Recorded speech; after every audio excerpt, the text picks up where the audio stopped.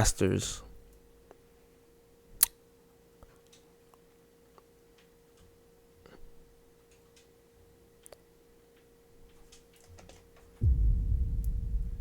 Wait, can we test something out with this stretch board real quick? Type shit. Feel me? Word. I'm gonna hit play. What the fuck?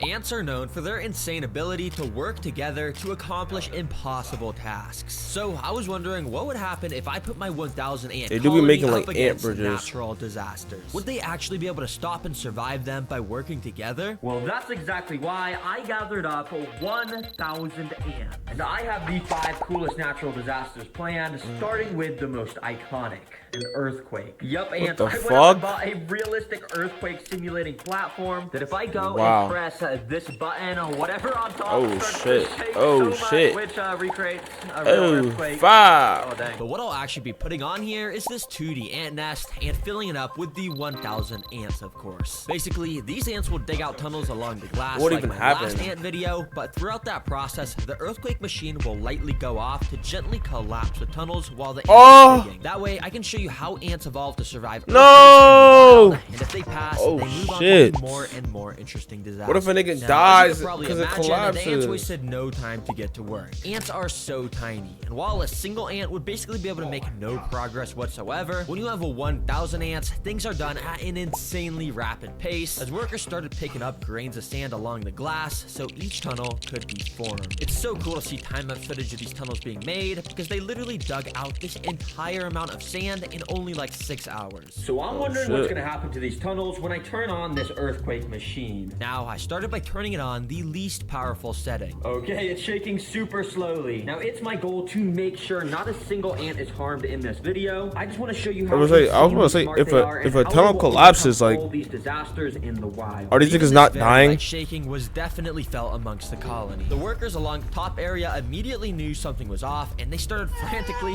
running around, as you can see. And when we take a look down under the nest where all the tunnels are, you can see those ants were acting similarly. Ants know during earthquakes, their tunnels have the chance to collapse, so all of them were being extremely careful. Very interestingly enough, in this room here, They didn't want to get to many the of ants surface, were or gathering like? up on the walls of the room to add an extra layer of support so it wouldn't collapse. But of course, when an earthquake happens in the wild, a part of the nest is bound to collapse, so it wasn't long until this happened. A bit of the sand here started to fall, completely blocking off this tunnel. I immediately turned off the machine to make sure the ants wouldn't be too stressed out while they had to commence a rescue mission. Because as you can see, while most of the ants were out, like this guy here, at least one ant was partially trapped in this collapsed tunnel. Free him. Amazingly, it looked as though one of the ants was already picking up some of the sand from the collapsed portion to clear it out. And yeah, literally so quickly, the ants excavated the entire collapsed tunnel, enough to where it was a perfectly functional area to walk through again. And funnily enough, some of the ants even started to walk in and slowly dig out the area where the sand had just collapsed from to make a new tunnel there. Wow, the ants just completed this natural disaster. They are so smart. But the natural disasters are designed to get more interesting as the video goes I be on. watching So next bullshit, up, bro. We got a sandstorm. Yes, ants, you heard that right, and this will be taking place in the separate desert enclosure. Yes, we need to have a separate tank so that way I can make this sand blow around like crazy to replicate a real sandstorm. And along with this blow dryer, I've also got all these fans that clamp to the walls, and I can just set up to constantly blow the ants back. For the ants to be able to pass this disaster, they're gonna have to do something like grab onto each other's bodies or something to be able to push past this intense wind. And if they can make it to this canyon, climb up it, and make it to the Terra Green Leaf Bowl, then they're gonna get a ton of seeds, which is their favorite food. All right, let me just hook up this tubing like so, and the ants should start coming. Let's go. Yup, and this tubing is set up so once an ant enters the disaster, they can't get out. That way, we'll progressively get to see more and more teamwork as time goes on. Now, immediately, you can see these first ants just kind of thought this My was a question is, normal like, desert what as if they were ants walking through don't, it. But like, quickly, go I brought out my go mini over? sandstorm fan, and I started to blow. Immediately, the ants started to feel the wind pressure pushing them back, and were suddenly not able to walk forward. Some even lost their grip and got pushed back a bit. And as more ants entered the desert, you could tell the sandstorm was keeping them all stuck to the left side of this enclosure. Yo, this little mini fan is fire for replicating a sandstorm. But no, this is where it gets interesting. I feel like it's really not, but like, how are they gonna figure out how to get to these seeds? Well, let's see. While most ants kept trying to just walk forward and getting blown back, interestingly enough, many of the ants were gathering up in this back area here near the sticks. And many of them were actually starting to climb onto the sticks. You see, the fan doesn't really blow ants back if they're walking on sticks, since there's just so much of a better grip on there. But yeah, the second they climb off and stand on the sand again, they'll get blown back, as you can see. But the ants were starting to learn that they needed to stay on the sticks. So many started to gather up and march towards the right side where all the seeds were located. In fact, this ant was making it dangerously close to the seeds using the stick method. And well, he was able to make it to the little rock canyon and almost was there to the seeds. Oh my gosh, this ant climbing right now is a beast. I am blowing this fan max speed on him and he is just stuck to this rock. And as I let my guard down for literally 1 second, this dude made a dash for the seeds, literally running straight towards hey. it. He looked so happy to have gotten those seeds. He was just dancing around them. Yo, W, man. I didn't even have time to blow him back when he got up into this area. Since the ants passed a disaster, I gathered them all up and put them back into the nest. And I gave them the food prize, which of course they start to put down into the nest over the next 5 minutes. But ants, I'm not gonna lie, this natural disaster was kind of easy to pass. But if we really want to learn about how ants survive, well, we gotta go to our third natural disaster, a flood. Yup, and as you can see, I've built another custom tank where the flood is going to be getting simulated. I know there's no water yet, but you'll see how quickly that changes. For now, all you gotta know is if the ants make it all the way to this leaf ball, they'll once again get rewarded with tons more seeds. These ants have no idea what's about to hit them. Let's connect this tubing so these guys can start walking in. Quickly, the ants started to make their way in. But before the ants had any time at all to take in their surroundings, I had to activate the flood. So to make the flood happen, I gotta go down here to this little bucket, plug it in, and then out the end of this tube. Oh yeah, water. Oh shoot, water's coming out. Probably okay, like... just gotta carefully. Oh, move that over there. Oh, okay. There we go. Similar to real life, floods will block off paths for ants while they're trying to travel, so this is exactly what that recreates. And the ants are gonna have to find a way to pass these gaps using the objects I've provided for them. As you can tell, the ants in here immediately were a little confused on what to do. Many were gathering up near the water edge, inspecting what the heck just happened. Some even fell into Can ants the water. swim or Don't float? worry, any Or they ant float? that falls in, I'll be rescuing and bringing back to the start so no ants get hurt. But also, many of the ants were actually sort of gathering around the objects I had placed in. And as I left my camera recording, I was extremely amazed by what I saw happen. Out of nowhere, this feather started to slightly move. And as I kept watching, it slowly started nudging around more and more. There must have been an ant underneath, and this ant was genuinely moving the feather closer and closer to the water until literally like magic, it was moved almost entirely in, and an ant crawled out right from underneath as soon as that happened. Dang, this guy must have been helping move it. Yo, these ants are Oh. I don't know what ant just moved this feather into the water, but dang, I mean, let's just see what they do. It took a couple minutes, but eventually a couple more of the workers started to step onto the feather and started to walk. What? Of course, Yo. second platform. Now, unfortunately, the ants got to do the same exact thing here.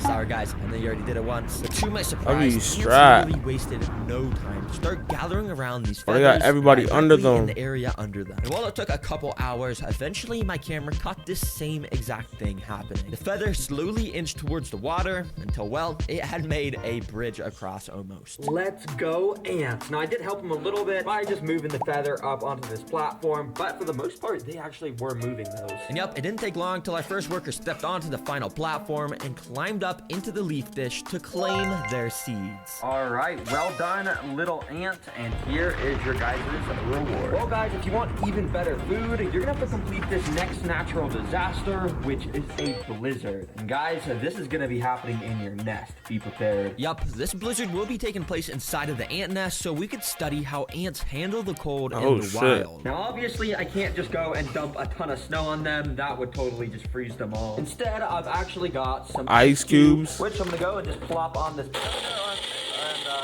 it stuck Which, as you can see, this makes a nice little makeshift snow that on my laser thermometer is approximately -Celsius degrees. I started by sprinkling a super tiny amount of this ice on the ant nest to see how they'd initially react. Go and drink it, interestingly, like- well, not even a single ant cared at all. Yeah, this ice just melted completely into the sand. Since the ants weren't affected by that, I decided to up the amount of ice I put in, which should give us a reaction to how ants handle the cold in the wild. And this time, the ants were actually a bit more interested in the ice, with some of them even crawling on top of them. But the most fascinating thing I had noticed was how much the ants had started to slow down their movement since the start. Thankfully, all the ants are doing just fine still, but if you look very closely, these ants, for the most part, have slowed down so much. I mean, look at how slowly some of them are moving. Yup, this is one of ants' special abilities. Because in the winter, when it starts to snow and the temperature drops drastically, the ants are basically biologically built to start moving slower. That way, they can conserve as much energy as possible and go hide deeper underground. So yeah, in the wild, they would dig even deeper and all the ants would relocate to under the nest. I don't want to put any ants at risk, so I'm going to very carefully take out all the pieces of ice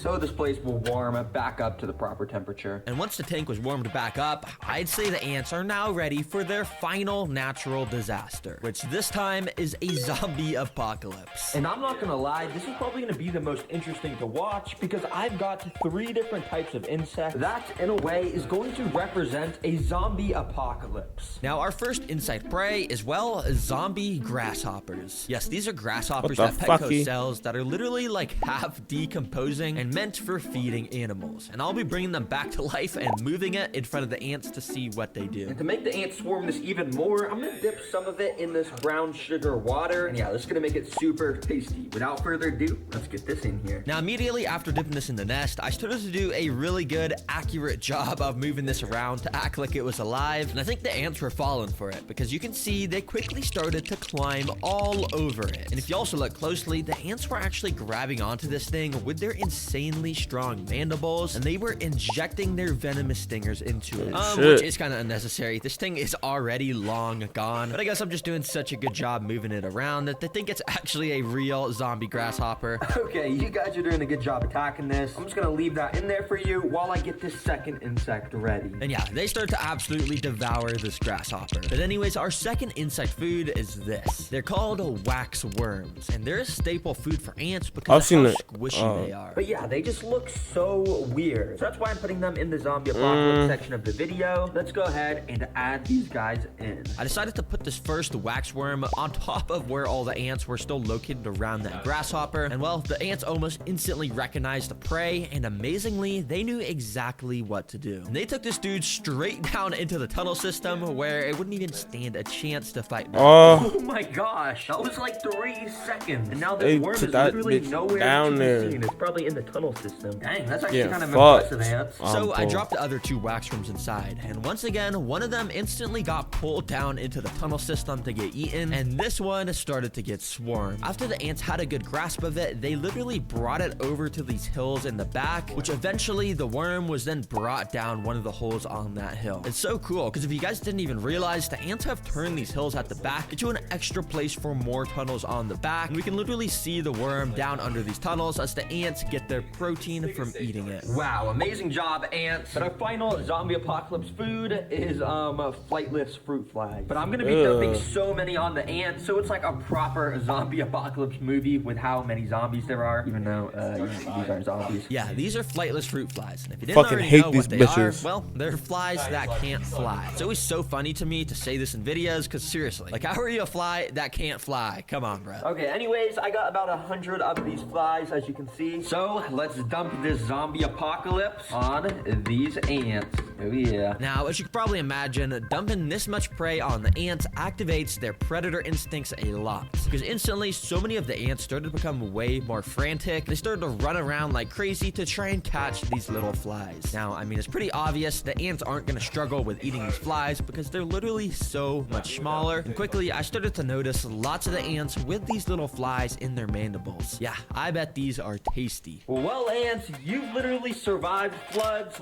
earthquakes, Hey. and so much more. So I'm gonna move these guys back to their proper nest where it has all the right stuff. But quickly, I have Good work, amazing y'all. news for those of you who love the channel. The Terra Green plushies are back in stock, baby. Yeah, we released these a few months ago, but they literally sold out within the first month. So many of you guys weren't able to get it and were commenting, asking me to restock. So yeah, we did. I don't know how long these Hey, man. Hey, man. Hey, man. That was a good little video, feel me? Yo, I fuck with Terra Green shit because it's low-key nice to just, what the fuck is on my leg? Oh, lotion. Damn. I had a whole thing that I just didn't use.